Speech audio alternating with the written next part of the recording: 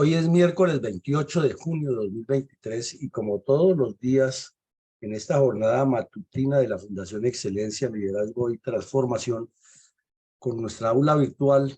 nos reunimos nuevamente para continuar con los análisis diarios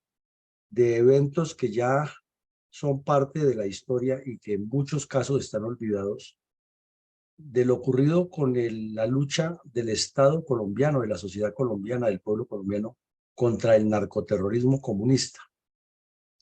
Y hoy, emisión 356,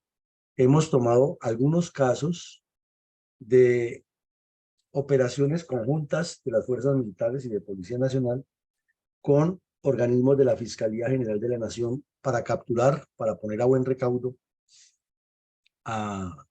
terroristas de distintas estructuras de las FARC que delinquen en el sur y el suroccidente de Colombia.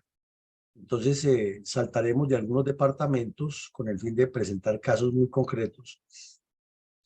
pero en especial con el fin de llegar a una reflexión. Es que si se justifica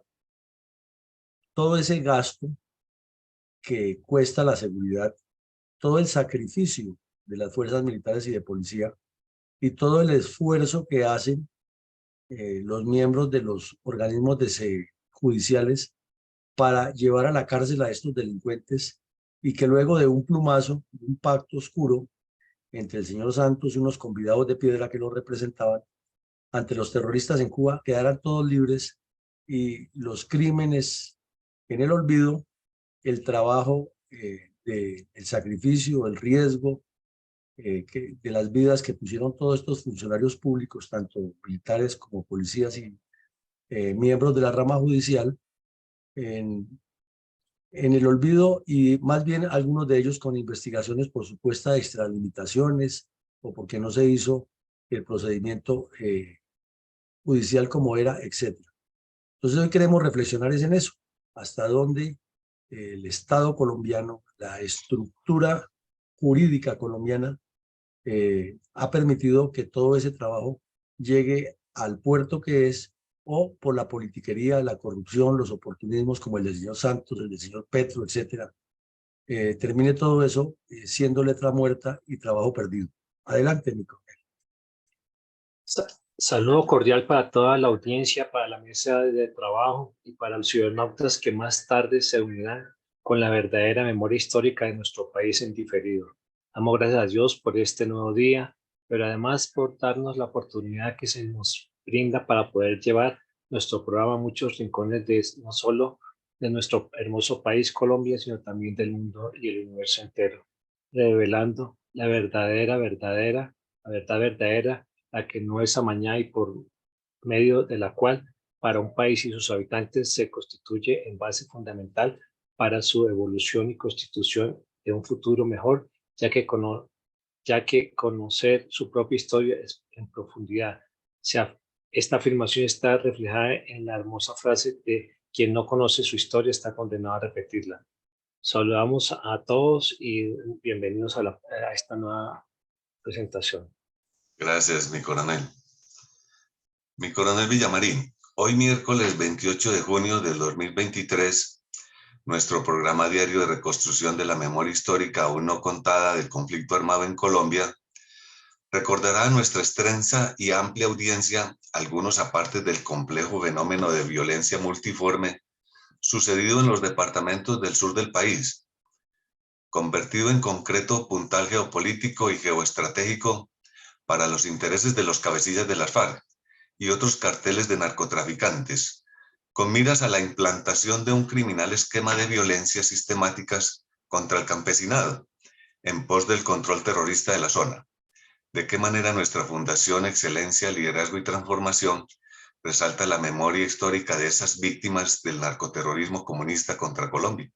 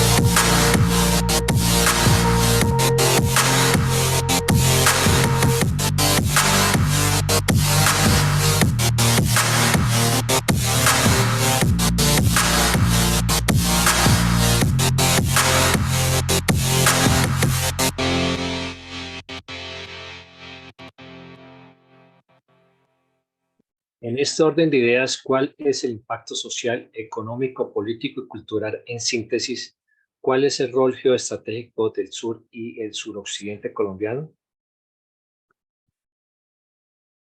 Bueno, el sur y el suroccidente colombiano son dos regiones que, como lo vemos en los dos mapas que tenemos a la vista, configuran una especie de L invertida del hinterland colombiano, donde no solo abundan los recursos naturales, sino que la soberanía del Estado colombiano ha brillado por su ausencia y marca tres fronteras muy importantes. Una que equivale aproximadamente al 50% de las aguas territoriales marítimas del Océano Pacífico colombiano, con todo lo que eso significa en plataforma submarina y 200 millas náuticas y zona económica exclusiva, etc. Dos, 581 kilómetros de frontera con el Perú. Y tres, un buen tramo de la frontera con, o toda la frontera con el Perú. Estoy enredado, corrijo. 581 kilómetros de frontera con Ecuador. Toda la frontera terrestre con la República del Perú. Y buen tramo de la frontera terrestre con la República del Brasil. Ese es el entorno que constituye la condición geográfica o la configuración geográfica de las zonas sur y suroccidente de Colombia. Y se destacan en ellas 6 departamentos, que son el departamento del Cauca, el del Valle del Cauca, el de Nariño, Putumayo, Amazonas y Caquetá, que no es completamente limítrofe, pero por la intercomunicación que hay en los ríos y por la dinámica de los actores violentos se ha constituido en parte de ese problema. Otros le agregarían inclusive el departamento de Guainía, por lo que llega hasta ese sector. Pero bueno, miremoslo en ese contexto. Es una región que articula mar, montaña andina, cordillera andina y selva amazónica. Es decir, gran parte de la riqueza del mundo y gran parte de lo que es la configuración geográfica del continente americano. En síntesis, lo único que le falta a ese conjunto de sur y suroccidente colombiano es tener zona caribeña, porque de resto tiene todo. Tiene zona insular, tiene zona pacífica, tiene zona andina y tiene zona amazónica. Infortunadamente, como lo dijimos al iniciar la explicación somera de este aspecto geográfico, la presencia del Estado colombiano ha sido ineficiente, casi nula, y nula en la mayor parte de ese territorio. Los únicos que han llegado allá con alguna presencia del Estado han sido las fuerzas militares, pero sobre todo en el enfoque de combatir delincuencias que se mueven por los ríos, los caños, la selva, la montaña y por el mar. En este caso la Armada Nacional es la que ha tenido alguna acción de seguridad, pero no hay una institucionalidad completa. Y cuando la institucionalidad está quebrada o es insuficiente, los actores ilegales suplen ese vacío por medio de la violencia y de los delitos que la misma condición geográfica permite que ocurran. Este es un tema que ninguno de los gobiernos lo ha asumido con seriedad y ninguno, porque después de que Perú intentó robarse el trapecio amazónico y apoderarse de buena parte del territorio nacional 2 veces, en 1911 y 1932, la presencia del Estado colombiano, de la institucionalidad, ha sido muy, pero muy escasa en estas regiones. En cambio, los actores generadores de violencia sí han sido fuertes. Y en el caso específico del suroccidente de Colombia, 3 departamentos de tanto valor geoestratégico como son Nariño, Cauca y Valle, A diferencia de las ciudades Pasto, Cali, Popayán, que tienen algún desarrollo sobre la vía panamericana importante, no el máximo, sino importante en relación al resto, pues tampoco están al nivel de lo que demanda una proyección geopolítica de Colombia. Y los puertos sobre el Pacífico, más convertidos en fortines burocráticos y de peleas políticas que en epicentros de desarrollo geopolítico para esas regiones y para el país. Esto es una pela que falta darnos a los colombianos y poner a las dirigencias políticas en sintonía desde la academia y desde los ámbitos políticos nacionales. Adelante, mi coronel. Mi coronel, ¿cuáles son los renglones de la fortaleza financiera y organizacional de las FARC y del ELN en la periferia o el también denominado en inglés como el hinterland colombiano? Bueno, mi coronel, aquí tomamos dos ejemplos de la frontera con Venezuela que son completamente aplicables a esa frontera suroccidental para que nos formemos la idea de cómo los actores armados tienen tanta presencia y tanto control y tienen tanta incidencia y tanta correlación con fuerzas de otros países, fuerzas delictivas, y el caso de Venezuela, fuerzas delictivas que están en el poder y que se extienden y se relacionan, como ya lo hemos visto, por unos arcos que hay en la selva y por el negocio del narcotráfico que es tan rentable para todos. Entonces vemos que no es solamente en el sur del país que el hinterland está olvidado, sino que en el nororiente del país la cuestión es igual y que la industria del narcotráfico, la minería ilegal, la corrupción y la presencia de las guerrillas hace el mismo papel, hace el mismo rol y tiene los mismos esquemas de funcionamiento que al sur del país, lo cual complica más la seguridad del hinterland y ratifica más aún la ausencia completa de políticas de Estado en las fronteras. Y si a eso le sumamos en el actual gobierno que tenemos un canciller que no sabe ni dónde está parado respecto a la seguridad nacional, porque en legitimar a los bandidos de las FARC y del ELN sí es un experto. Entonces vemos aquí en las dos infografías cómo en la frontera con Venezuela hay FARC,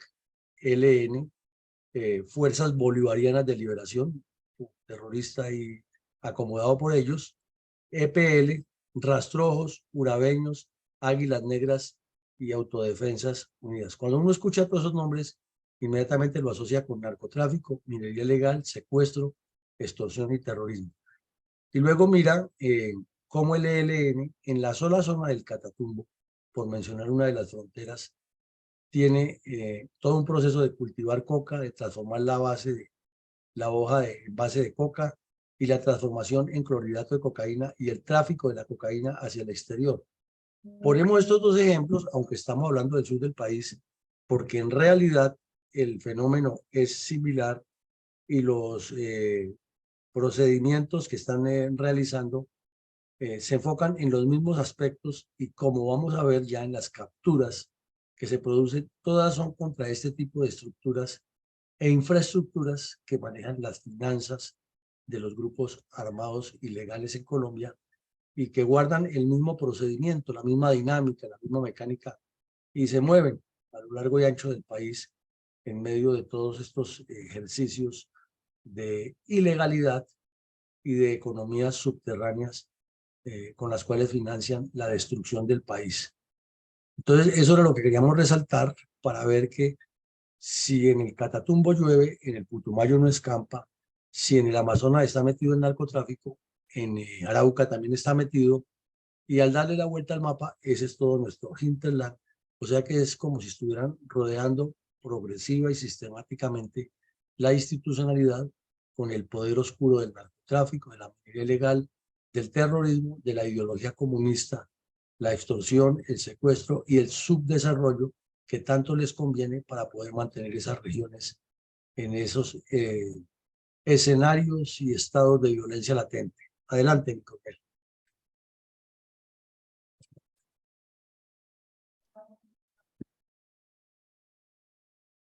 ¿Cuáles son los renglones de la fortaleza financiera y organizacional de la FARC y ELN en el Hitler colombiano? No, pues eso los ¿Y acabamos de analizar cuáles y son los antecedentes generales y estratégicos de mostrar exitoso las operaciones de las fuerzas militares, la Policía Nacional y las instituciones judiciales contra la estructura financiera y de inteligencia de los grupos narcoterroristas FARC y ELN en el sur del país durante 2012, 13, 14, 15, traídos como referente académico a la emisión 356 de la memoria histórica aún no contada del conflicto armado en Colombia? bueno, entonces vemos que hecho ese cuadro anterior que nos indica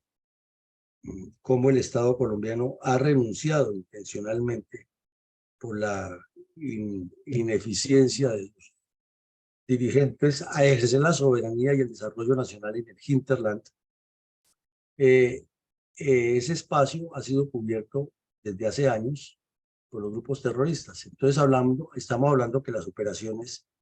en las cuales se realizan esas capturas ocurren entre el 2013 y el 2015, que son variadas, y son algunas de las tantas, no es que sean las únicas, sino son un muestrario. Vemos que para esa época los grupos ilegales armados colombianos tenían un cordón umbilical con el chavismo. En el año 2008 son incautados los computadores, los dispositivos electrónicos, la agenda electrónica, los documentos que tenía Raúl Reyes en la guarida protegida por el narcogobierno de Rafael Correa en Ecuador. Y toda esa información, ese acopio, ese aluvión de información que sale de allí, de estos documentos electrónicos y físicos, corrobora que hay un eje de gravedad sobre el cual están circulando las finanzas ilegales de las guerrillas de las FARC alrededor de los apoyos que le daba el chavismo con dinero en efectivo, con compromisos de entregarles una gran cantidad de millones de dólares, con petróleo que les daba para vender en el mercado negro y también con la facilidad que tenían para mover sus negocios de narcotráfico en la complicidad con Rafael Correa, con Hugo Chávez, con la dictadura castrista, con Ortega, con Evo Morales. Entonces se nota que hay un complot internacional en el cual el chavismo que estaba en ese momento en boga era la punta de lanza de esa estratagema ilegal de narcotráfico, de minería ilegal y recursos financieros y legitimación progresiva del terrorismo a la par con el proyecto narco-cubano, narco-venezolano de implantar el socialismo del siglo XXI en todo el continente. Entonces son elementos de mucho nivel estratégico que articulan una agresión contra Colombia que no es individual como la pintan ellos y que infortunadamente en las conversaciones de paz ni se menciona. En Cuba, todo el tiempo que duraron las FARC imponiéndole sus puntos de vista a los débiles gobernantes de Santos, jamás se tocó la relación del chavismo, ni de Lula da Silva, ni de ningún delincuente de estos con las FARC. Y así quedó y no se, ni se mencionó eso. Ahora se está hablando con el ELN y se habla de todo menos de la complicidad de la narcodictadura cubana, de la narcodictadura de Ortega, de la narcodictadura de Venezuela y de la ligazón de los partidos comunistas del continente con los grupos ilegales comunistas en Colombia. Entonces, si no se dice la verdad, si no se dice completa, en las mesas de conversaciones y se encuentran con una justicia especial para las FARC que les legitima todo eso y los libra de todos los pecados, y no incluye dentro de la justicia a esos delincuentes internacionales que los apoyan. Pero tampoco menciona eso en los informes de la verdad, como el del supuesto verdad del señor de Rux. Entonces, pues todo es una mentira, todo es una farsa, todo es incompleto y los antecedentes quedan en el olvido, pero están ahí latentes apoyando todo lo que sea contra Colombia. Por la misma época, en las regiones del hinterland, las FARC impulsaron y lo han fortalecido más una serie de proyectos agrarios, agropecuarios, enmascaradores de la realidad. Entonces son organizaciones de fachada que no están tan enfocadas en el desarrollo socioeconómico de los campesinos, porque eso no les interesa, sino están enfocadas es en legitimar los cultivos de coca, en evitar la fumigación y en organizar los campesinos dentro de estructuras subversivas que apoyen no solo con información, sino con armas y con lo que llaman ahora, entre comillas, protesta social a las fuerzas militares y la policía cada vez que vayan a destruir los cultivos o a capturar a delincuentes que estén inmersos en el narcoterrorismo. Y también se vuelven expertos en colocar todo tipo de denuncias penales contra las fuerzas militares cada vez que haya una operación. Y para el efecto encuentran a fiscales y jueces y miembros de la rama judicial infiltrados, que son de los mismos y que les ayudan a magnificar esto, mientras unas ONGs a las cuales pertenecen estos bandidos se dedican en el exterior a mover cielo y tierra para demostrar que en Colombia hay violaciones a los derechos humanos y persecuciones a los campesinos. Jamás dicen que son terroristas, que tienen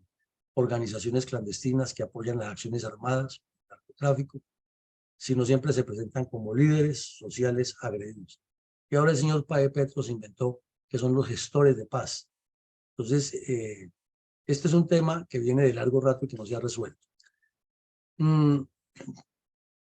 Es de destacar que desde finales del gobierno de Ernesto Samper, las fuerzas militares y la fiscalía fueron haciendo cada vez más sinergia y cercanía, y ya para el año 2010, 2011, era ya más común y más estructurado todos los procedimientos operacionales con objetivos de alto, medio y bajo valor. En lo posible, en todas las operaciones militares de importancia, se ha contado desde entonces con la presencia de la Fiscalía para hacer los procedimientos de policía judicial, de análisis de documentos y las órdenes, sobre todo en las áreas urbanas y los levantamientos de los cadáveres en las áreas rurales. Esa integración de la institucionalidad mejoró la eficiencia operacional debido a que ya las tropas no estaban solas, porque soltar las tropas siempre a una responsabilidad en la cual no están técnicamente formadas como son los procedimientos probatorios en los sitios de los acontecimientos, siempre han generado suspicacias y han generado problemas porque los comunistas son muy hábiles para inventar denuncias reales o supuestas sobre lo que ha ocurrido en cada hecho. Entonces, la integración de la institucionalidad ayudó muchísimo, sobre todo en este tema de las capturas, para que no quedara solamente que era una operación militar, sino una operación de seguridad del Estado. Y se enfocaron en 3 aspectos que desafortunadamente todavía siguen vivos en la dinámica del terrorismo comunista,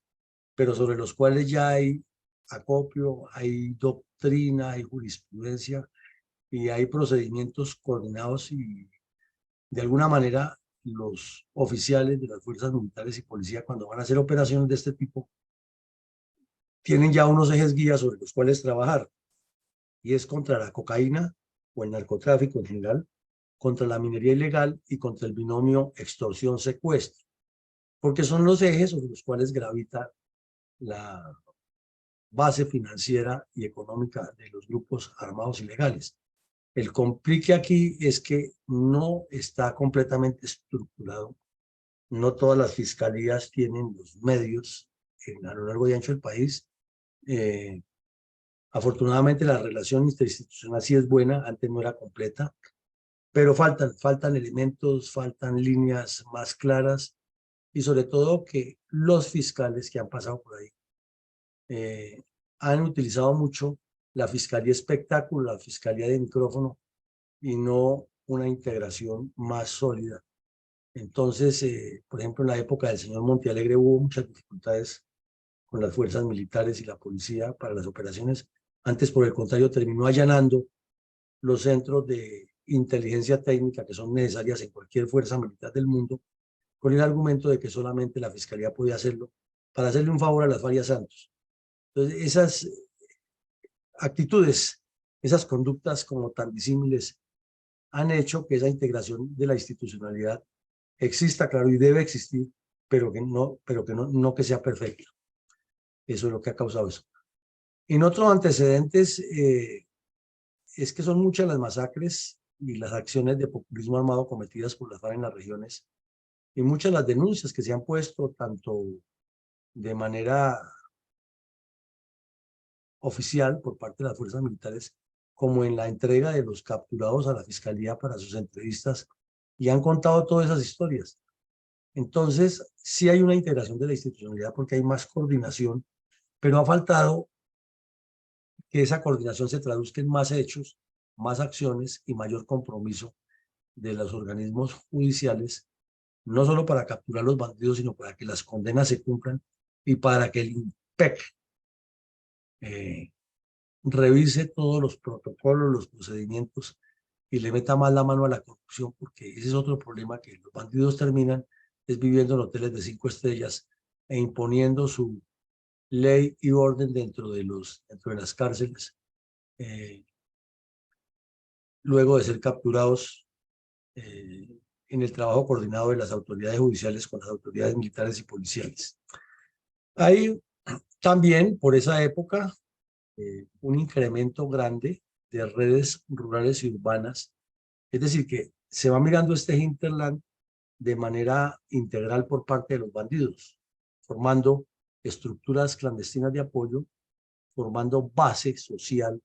para el manejo del narcotráfico, de la minería ilegal y del control de la región, y también para tener el apoyo directo y permanente de unos ojos y unos oídos atentos a advertirles todo lo que los pueda poner en riesgo, además de prestarles la asistencia logística que requiere. Y el reclutamiento de menores, que es una metodología y es la única forma que tienen los bandidos de mantener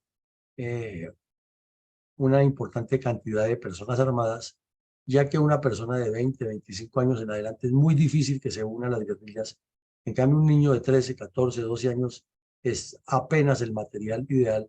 para reclutarlo, ya que además de ser osados, de querer ser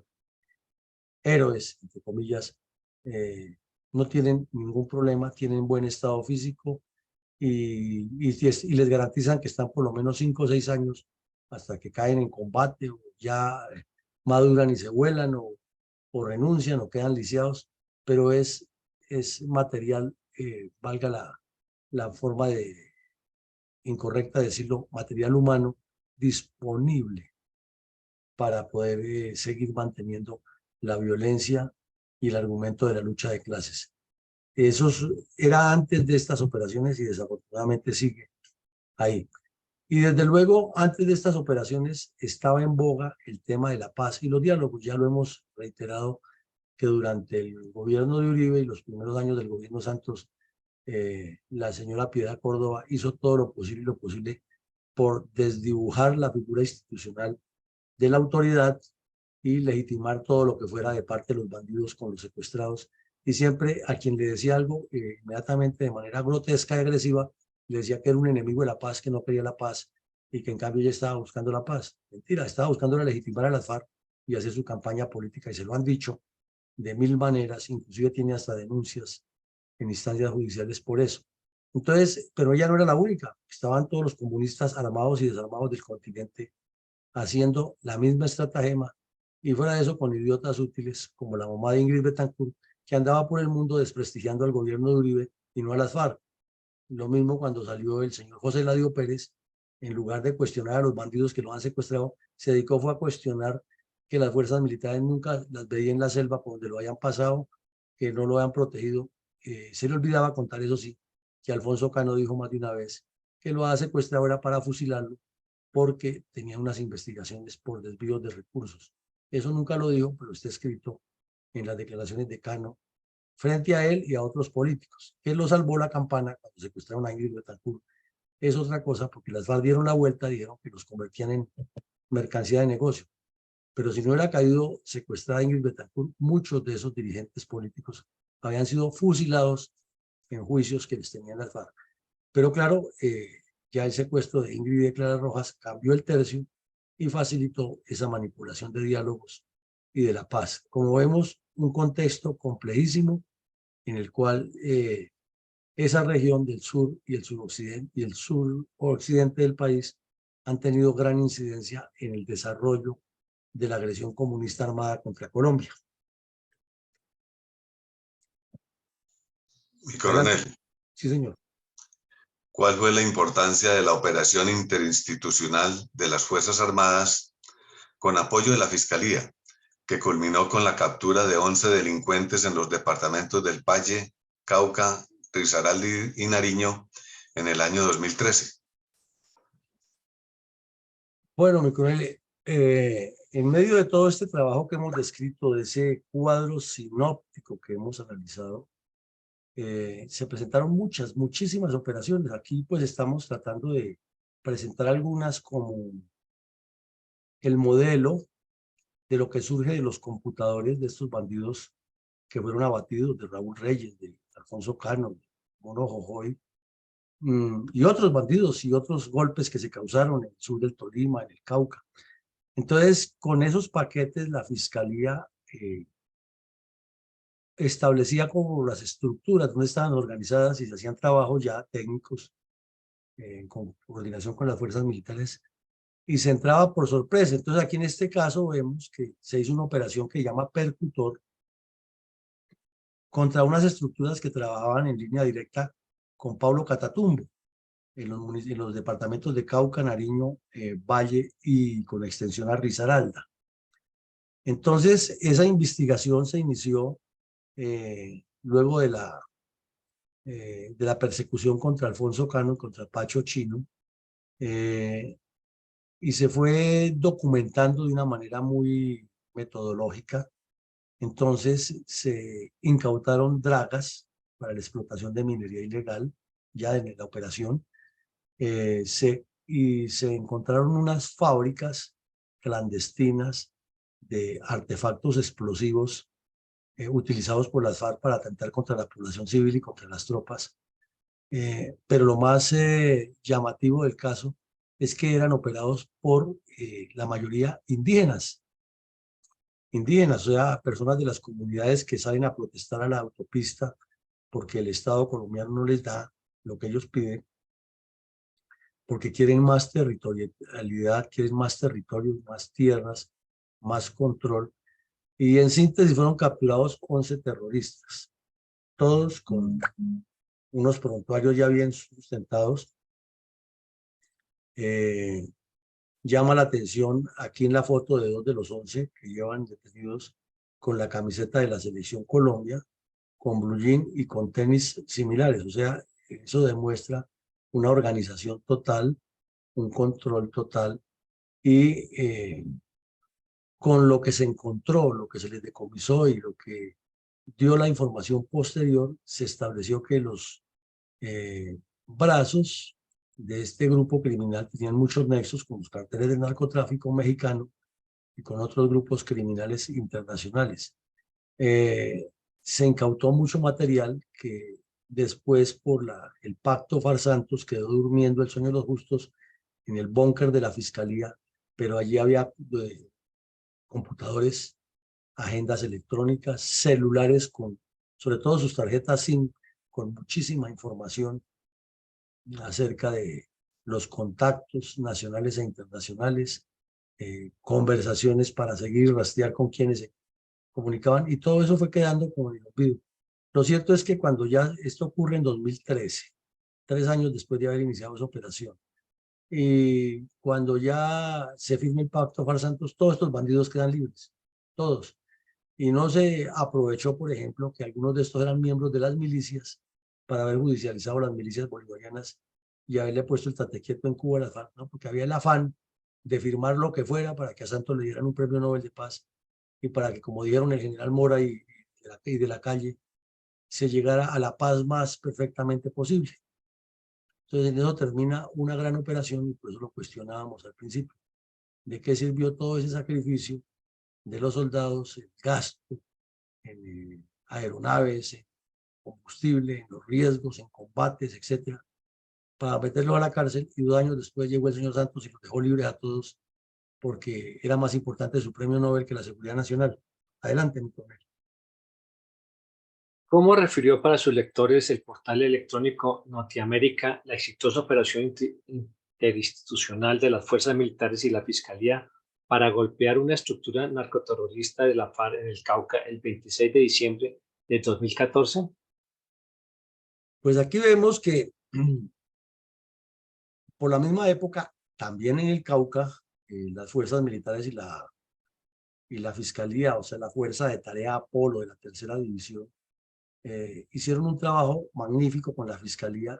y golpearon una estructura clandestina de las FARC a finales del año 2014, pleno 26 de diciembre del 2014. Le llegaron por sorpresa, como los vemos en la foto, también son de rasgos indígenas. Por las armas que tienen, se infiere inmediatamente que son milicianos, pero como estaban en ese momento en Cuba en plena conversación, y fue el fin de año en que el señor Santos se reunió en la casa de huéspedes con Francachela y Comilona, con unos expertos, entre comillas, internacionales. Trajo a un terrorista salvadoreño, Villalobos, y trajo a un tipo que dice que era experto en IRA, y a otro, un israelí que era experto en Hezbollah. Los trajo a que lo asesoraran a la paz y les pagó una millonada. Y pasaron el fin de año sufriendo en la casa de huéspedes en Cartagena con Francachela y Comilona para iniciar los diálogos en el 2015, luego de que Iván Márquez se paró en la raya y les dijo que a partir del momento lo que había que evaluar era un armisticio, porque eran dos estados que estaban negociando, y ni el general Mora, ni el general Naranjo, ni Alberto de la Calle, ninguno se puso en su puesto, sino que lo toleraron, y de ahí siguió toda la debacle del 2015 y 2016 hasta arrodillarse definitivamente frente a los bandidos. Lo cierto es que en ese golpe que nos dieron las fuerzas militares y la Fiscalía General de la Nación, se incautaron 320 granadas de 81 milímetros fabricadas de manera artesanal. Se encontraron 150 kilos de ANFO. Se encontraron rampas de lanzamiento para atentar contra unidades militares. Encontraron proyectiles de mortero, armas cortas, municiones, documentos y sobre todo capturados 4 terroristas que eran los encargados de operar una fábrica clandestina de este tipo de materiales. Entonces uno se pregunta, si están negociando en Cuba y ya hablan de que vamos a entrar a la parte final, ¿por qué con este hallazgo el Estado colombiano no se puso en su puesto? Ah, no, porque estaba de por medio el premio Nobel del señor Santos. Pero lo que es peor, esto ocurre a finales del 2014 y ya a mediados del 2017 todos estos bandidos estaban libres y ahora son escoltas de los terroristas que están en el Congreso y tienen otros cargos y son protegidos, algunos de ellos. En casos específicos he encontrado que hasta los carros de seguridad que les prestan los han encontrado varias veces con armas o con coca o transportando bandidos de las FARC de los que supuestamente no se desmovilizaron. Entonces ha sido una burla y por eso lo colocamos aquí, que todo este sacrificio termina en nada y terminan los bandidos con todas esas pruebas que se encuentran aquí libres de todo pecado. Adelante, mi coronel. Mi coronel, ¿cómo explicó la agencia EFE la captura de 6 terroristas de las FARC en el departamento de Nariño en el 2015? Bueno, pues 6 meses después de lo que ocurrió en el Cauca, estamos hablando de la fábrica, hubo otra operación también del mismo estilo, con base en documentos incautados y todo eso, y esta vez de la cuadrilla Daniel Aldana, que ha sido muy conocida por su acción criminal, y estos delincuentes estaban vinculados todos con acciones terroristas en el municipio de Tumaco y alrededores, de lo cual ya hemos visto aquí varios episodios de la memoria histórica. El ejercicio fue igual, se acopiaron muchos datos, la fiscalía lo sustanció, produjo las órdenes de captura, se hicieron las incursiones perfectas, se capturaron 6, que en total llegaba a un número de 26 capturados de las FARC, todos con la misma operación. Aquí resaltan estos 6 porque lo hicieron cerca a Tumaco, pero en total fueron 26 en los 3 días entre el 17, 18 y 19 de junio del 2015. Pero igual que sucedió con los demás bandidos, un año largo después del arrodillamiento del señor Santos y los nudos que envió a Cuba, todos quedaron libres y algunos de esos están vinculados a la JEP, otros ya ni siquiera tienen vinculación y otros andan nuevamente en las cuadrillas de las supuestas disidencias. Entonces, tanto sacrificio, tanto esfuerzo, tanto intelectual como operacional, como de seguridad, se ve afectado por una mala conducción política y por los intereses personales de un señor como Juan Manuel Santos. Y hoy peor, con el señor Petro, que a todos estos bandidos no solamente quiere ponerlos de gestores de paz, sino pagarles sueldos y constituir con ellos una especie de ejército paralelo que sea su guardia pretoriana, que le proteja su revolución comunista. No obstante, esto se ha dicho de muchas maneras,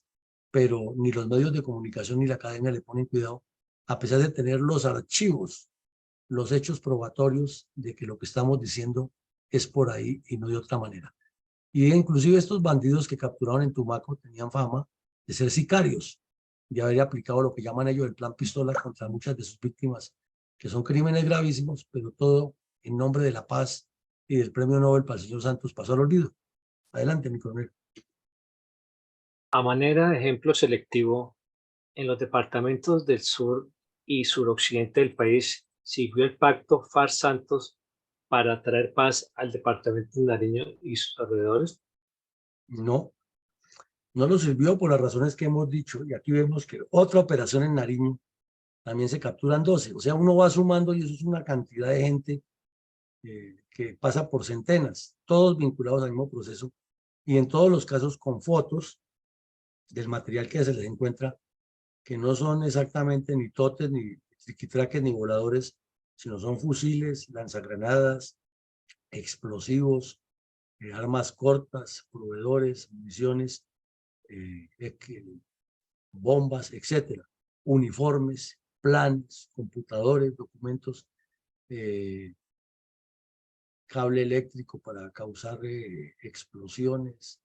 planes para atentar contra las fuerzas militares y la policía y contra los poblados, listas de auxiliadores, etcétera. Todo eso se ha incautado. Y ahí están los nombres propios de los bandidos capturados, están las fotos, pero el pacto FARC-Santos hizo que todo eso se olvidara, que estos bandidos salieran de las cárceles, que regresaran a la misma zona a seguir delinquiendo y que tengamos en específico, en este caso, el departamento de Nariño, por mencionar uno de los tantos, hoy asediado, azotado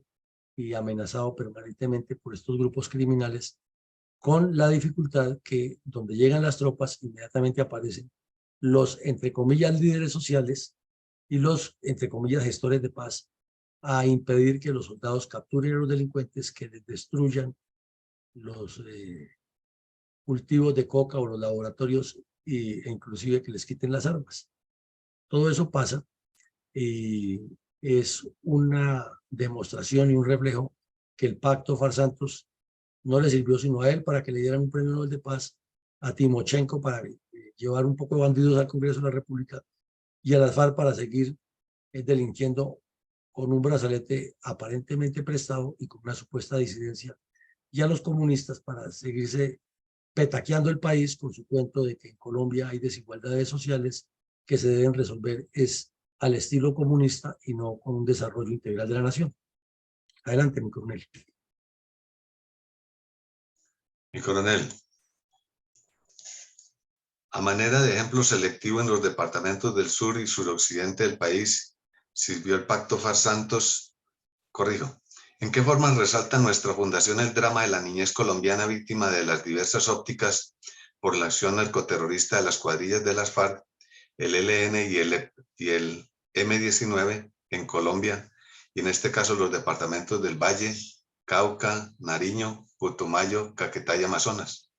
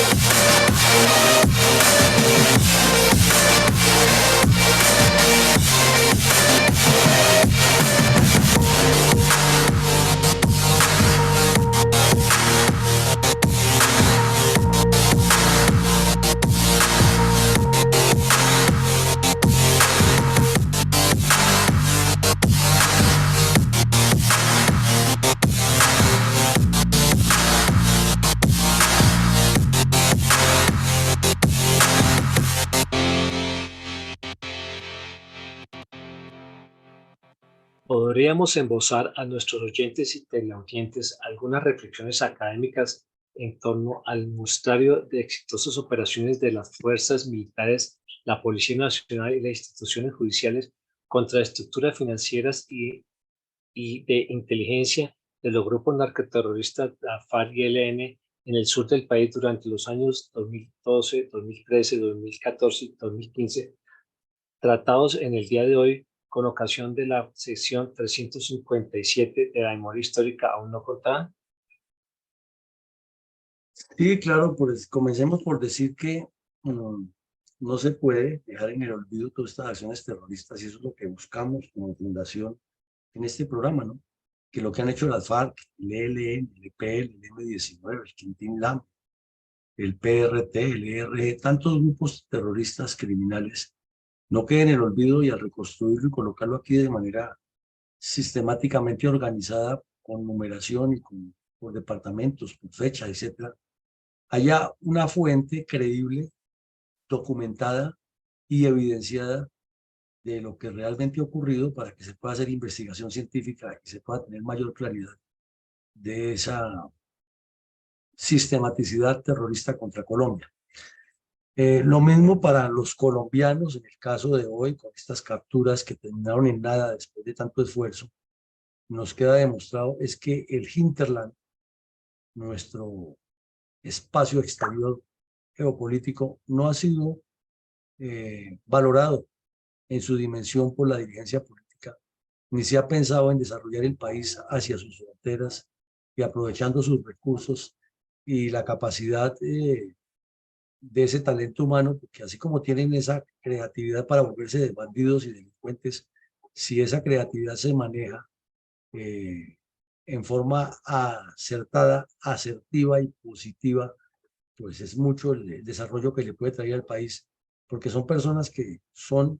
inteligentes, que tienen su coeficiente intelectual en buen nivel y que lo que falta es quien las oriente y terminan siendo orientadas por los delincuentes. Entonces el hinterland colombiano está por construirse, en el buen sentido de la palabra. Todo ese tejido social y político y económico y cultural. Hay una incidencia internacional en el conflicto armado de Colombia que se ha ocultado, que no la han querido ni tocar los medios de comunicación, ni la fiscalía, ni la academia, ni las mismas fuerzas militares, ni quienes construyen desde cualquiera de las vertientes memoria sobre este conflicto. Siempre se deja aparte, a sabiendas que ahí está el fenómeno y lo tenemos actualmente. El ELN, utilizando un término muy colombiano, marranea en este momento en la mesa de conversaciones porque tiene toda esa complicidad internacional. Si no la tuviera, se podría combatir mejor el narcotráfico y combatirlos a ellos, pero como está todo esa enjambre de grupos politiqueros y demagogos y de contactos internacionales y la curia metida y un poco de elementos oscuros de la política del continente, hacen que el conflicto adquiera otras dimensiones y otros argumentos con los cuales le dan la vuelta al asunto y enredan los temas en las mesas de conversaciones. Es importantísimo que se siga fortaleciendo la articulación institucional, por eso hemos sido críticos del señor Barbosa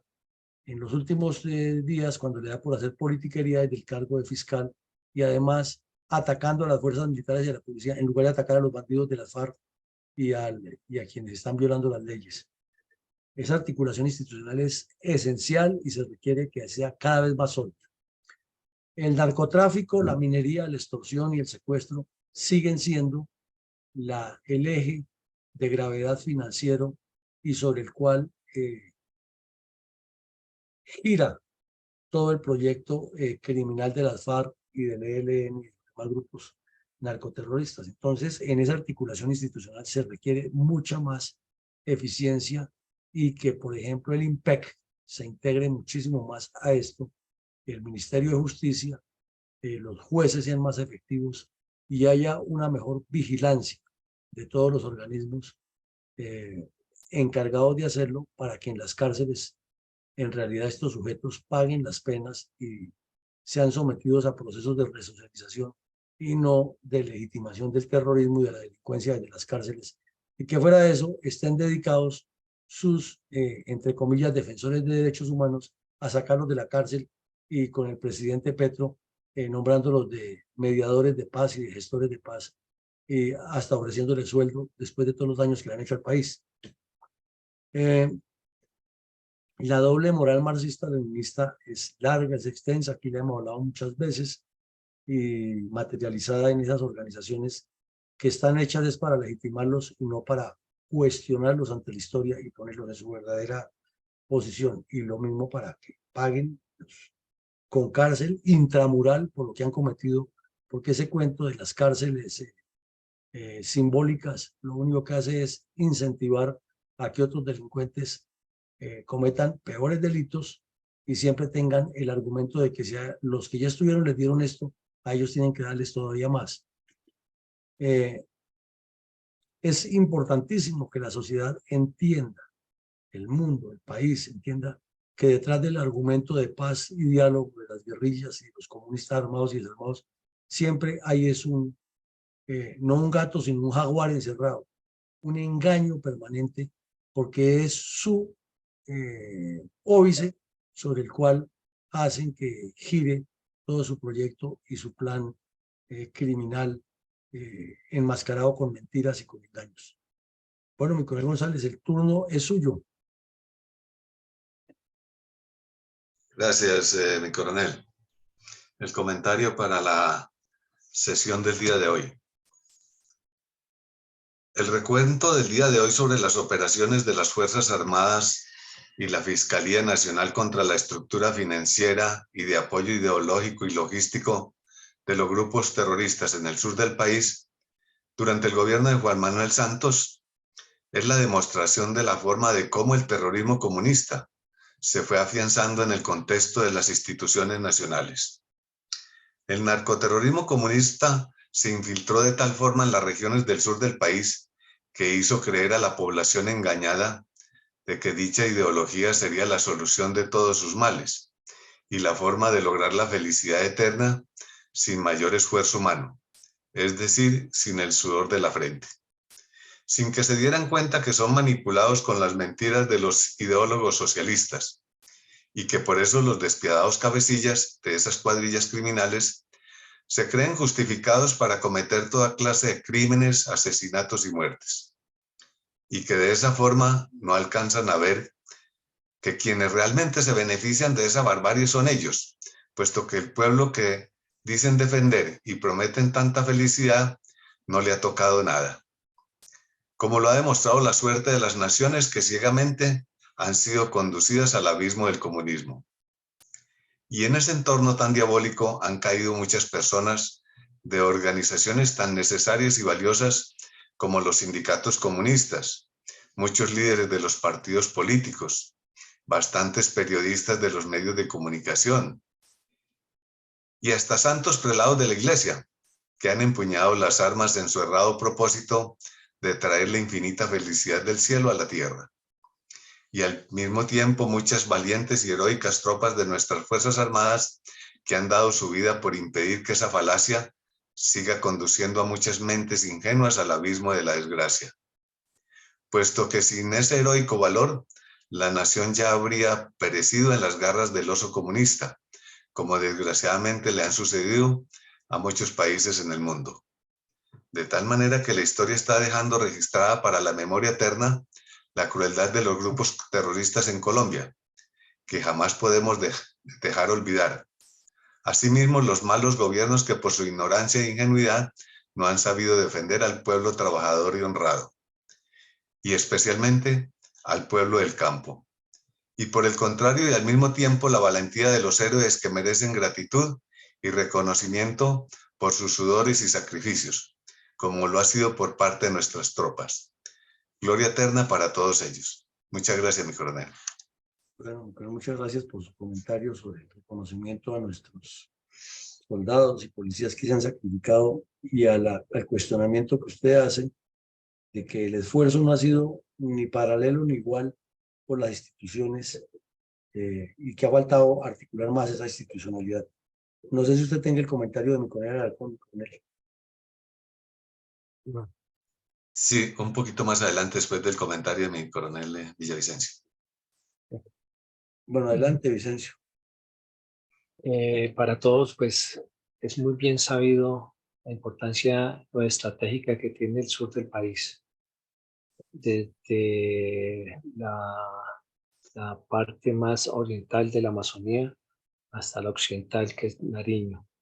Estos departamentos que limitan con el Ecuador, Perú, son departamentos que durante muchos años han tenido la indiferencia del Estado. Son dos regiones un poco apartadas, la que es el occidente y el oriente. El occidente, pues con el departamento de Nariño y ahora con el narcotráfico. El occidente, pues no, y el oriente más con los departamentos de la Amazonía y el Putumayo. Nosotros vemos que estos departamentos han sido, como ya lo he dicho, olvidados, pero cuando es la explotación, la producción de coca es interminable. Lo vemos todos los días y en especial, por ejemplo, en el día de ayer que nos dan la información de los grandes derrame y explotación de los oleoductos para sacar combustible para la producción de coca y el gobierno y el Estado no se da cuenta de esto. Muchas gracias. Bueno, muchas gracias, Vicencio. Sí, un epicentro del delito, en otras palabras, consentido y tolerado por el Estado. Mi coronel Saldaña, buenos días. Buenos días, mi coronel Villamarín, buenos días, mi coronel González, mi coronel Vicencio, y quienes nos están escuchando por la internet, desde esta aula máxima virtual de Fundel. Un breve resumen de mi coronel y estimados amigos. Objetivo Colombia. A los presidentes de Colombia les ha importado poco o nada que hayan terroristas de la FARC, ELN y otros en las fronteras, en el Interland.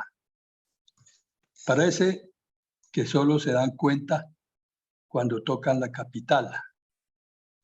o las capitales centrales, como cuando se tomaron de rehenes secuestro a 50 civiles diplomáticos en la Embajada de la República Dominicana en 1980.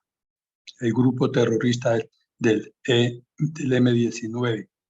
del que hizo parte el actual presidente de Colombia. Sabemos que el gobierno negoció su rescate. Las montañas de Colombia, usted lo ha dicho hasta la saciedad, mi coronel,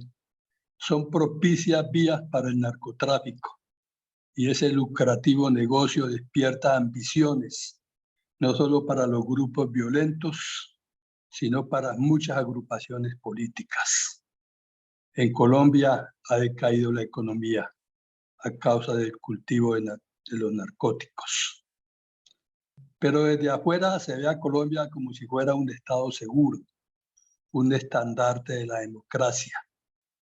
y siguen apoyando a los gobiernos de turno en los procesos de paz, con el único objetivo aquí internamente en Colombia para no combatir la narcoguerrilla. En Colombia los gobiernos han engañado a la comunidad internacional. Se ha hecho creer que había paz,